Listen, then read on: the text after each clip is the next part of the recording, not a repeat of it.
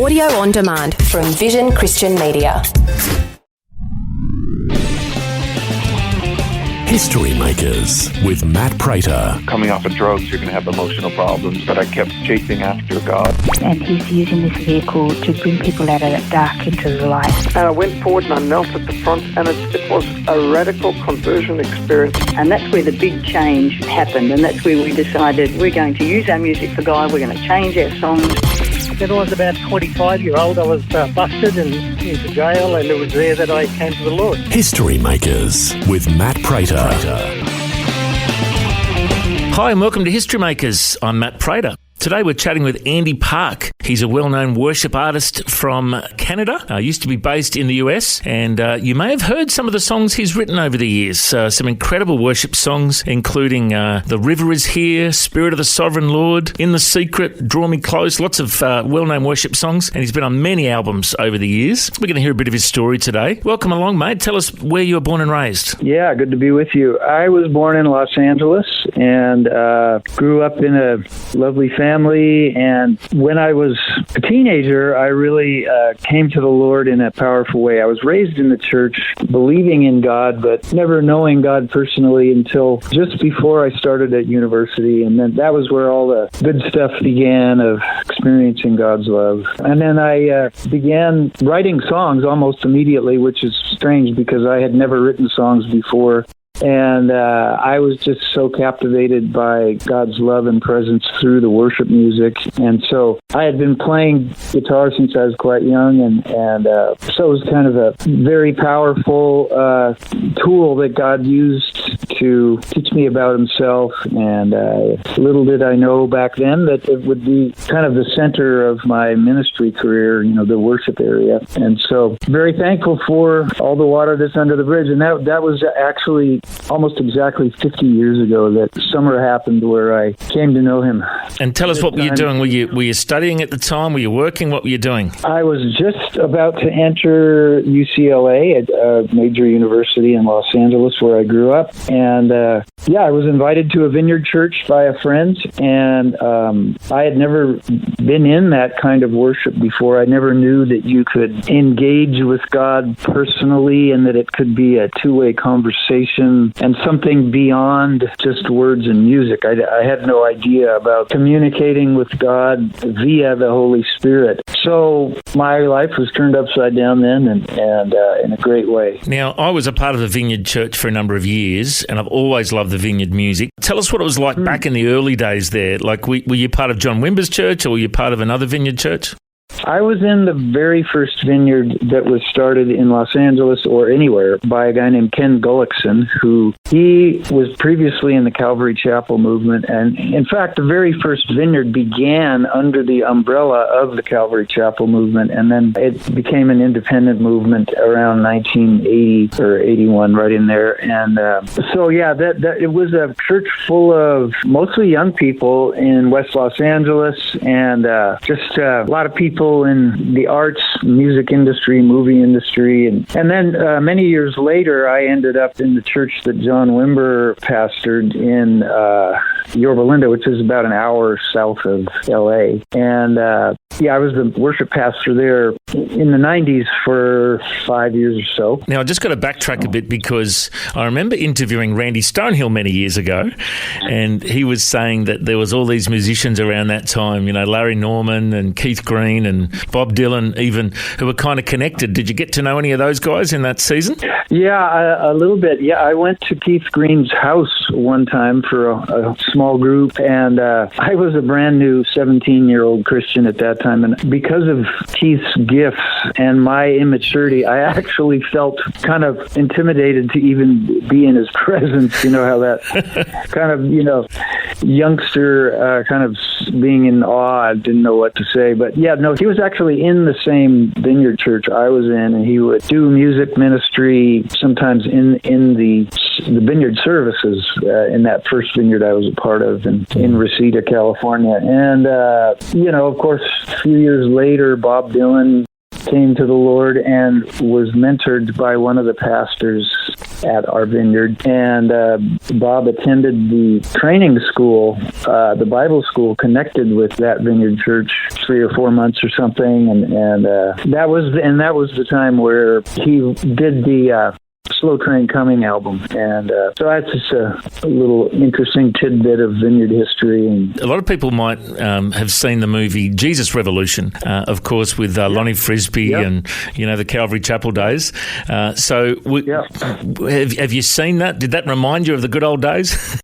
It did. I have seen it, and I really enjoyed it. And I mean, they did a pretty good job of recreating the feeling of being in the worship and just the moving of God's Spirit. Of course, they had to throw their Hollywood spin on it. That's what Hollywood does, I guess. So they have to work a love story into it. Yeah, Lonnie Frisbee was a guy that also came to that first vineyard I was a part of. He did a series of meetings on, I think it was Friday nights, and actually very recently I was very impacted by reading his 3-part autobiography, which I highly recommend, and the Lord really touched me powerfully as I was reading that. It's called Not by Might, Not by Power, but by My Spirit. I can remember the early days of the Vineyard when I was getting to know all these Vineyard worship songs, and I remember one of the big ones back in the days was The River Is Here, which was a well-known song at the Toronto Airport Vineyard back in the day. Would you say that's been one of your songs that's probably been the most well-known over the years?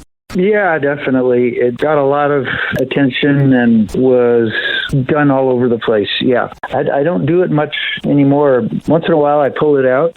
But that's definitely one of the more better known songs of mine. And I was searching through all these songs. I'm not sure if you wrote all of them, but you've probably sung them all at some stage. But some of my favorites, Draw Me Close. You wrote that one, did you? That one I did not. But that was the only one you listed a few minutes ago that I did not write. My good friend Kelly Carpenter wrote that one. Okay, all right. And in fact, he's working on my new music project that I'm working on right now. He's helping produce one of the songs. So, good. Well, tell us about your new project. Yeah, it'll be an 8-song EP, and I'm really happy with the progress we're making. I think there's some really good material. I have good friends here in the Vancouver, Canada area that are very seasoned professionals in both as instrumentalists and in record production. So it's great to be working with them. Philip Jantz is a record producer that did a lot of records with Brian Dirksen, and also Brian Thiessen is a guitarist and a producer, and he's my go-to guy for guitars. And so then other singers and the whole shot, So I'm happy about how it's going. I probably will start releasing those tunes around the end of the summer. Wonderful. And looking forward to hearing the new music. And I've just got to reminisce about some of your other songs. So, I'm looking through this list here of all my favourite songs, and I'm like, wow, this guy's wrote that song. He wrote that song.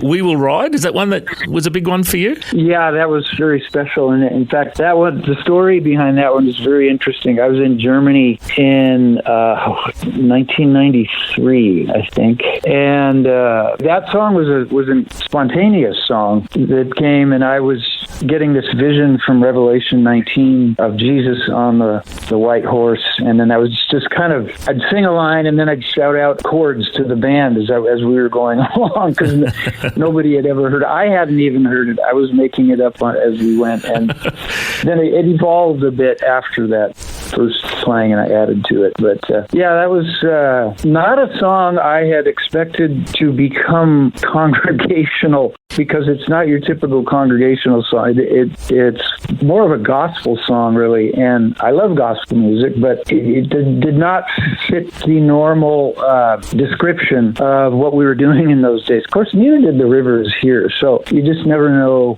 what's going to work, and you try it, and sometimes it works, and sometimes it doesn't. And so, yeah, I mean, the We Will Ride tune also became the theme song for the several months long, or maybe it was more than a year of revival in Brownsville, Florida. That was another revival that people were coming to, well, from all over the U.S. and some other countries as well. And so they did that song every night for a very long time. Well, I love that album, Revival in Brownsville. I remember it. And I think it had Spirit of the Sovereign Lord, which is one of your songs as well. Is that right? Yes. Yeah, they did that. In fact, I led that song there with a choir of around 100 people, which was a lot of fun because I don't usually work with a choir, but I love that sound. And so, yeah, it was an exciting time. Another song that was pretty big on Australian radio was one that Sonic Flood did a cover of, In the Secret. Was that one of yours too? Yes, it is. Yeah. And in fact, I'm recording a new version of that one on this EP. Oh, good.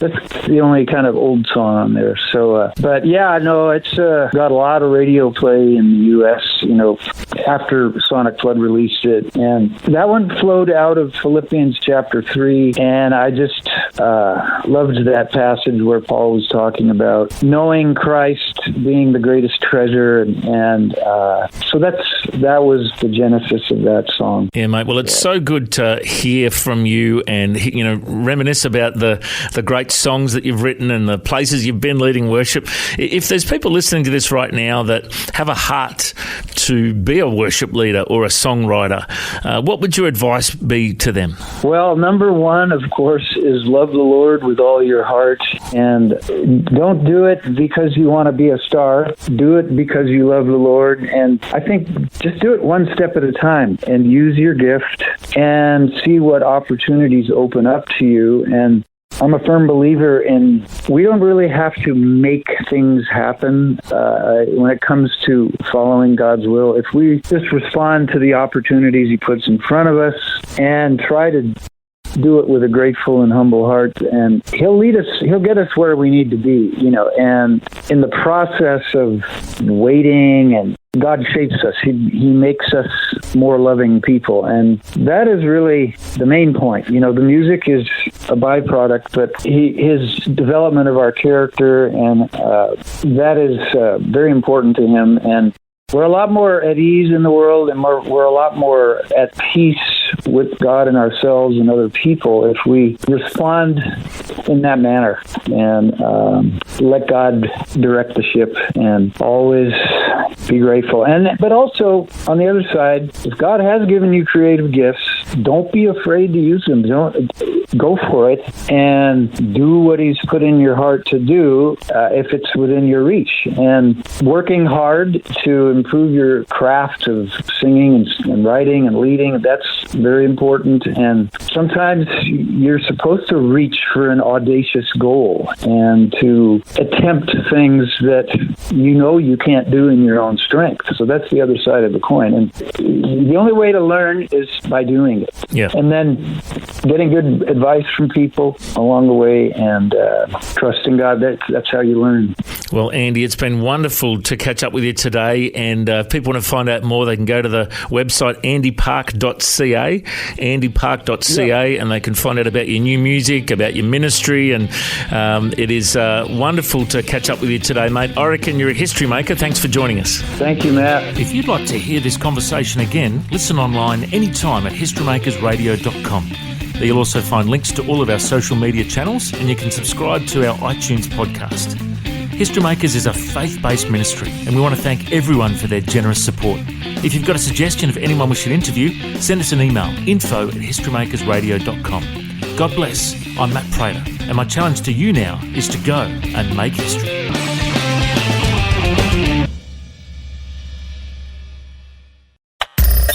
Thanks for taking time to listen to this audio on demand from Vision Christian Media. To find out more about us, go to vision.org.au.